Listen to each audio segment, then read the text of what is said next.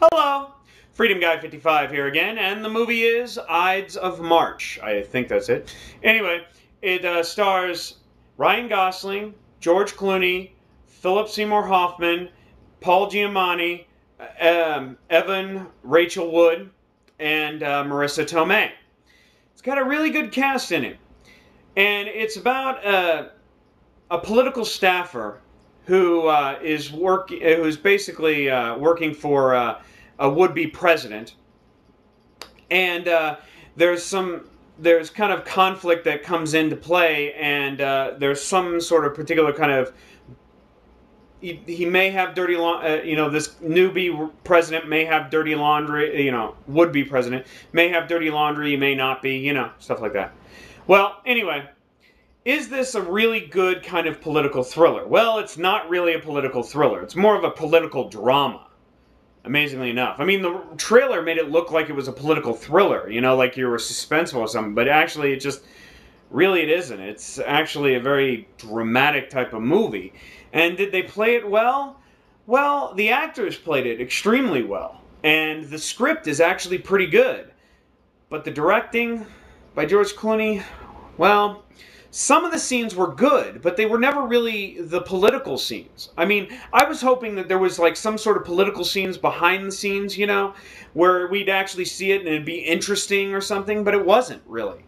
Actually, the more interesting things was the conflict between certain particular types of characters within the development of the story, not the actual political stuff, and I was just really hoping for that. And it took a long time to get to that conflict too.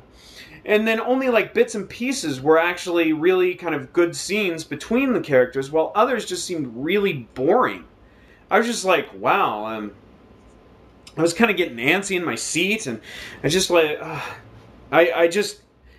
it could have been a lot better, in a sense. I mean, they could have actually kind of thrown in some more intensity within certain scenes that didn't involve the story in order to actually, build the momentum for me to continue to watching the movie instead of just being antsy in my seat.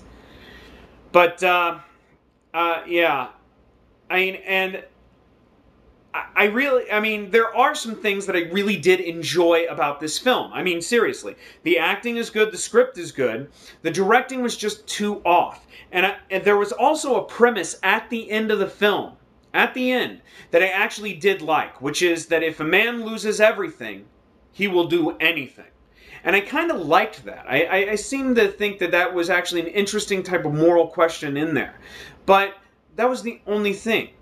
I think that the directing seems to be extremely flawed within a huge amount of pacing issues in this film.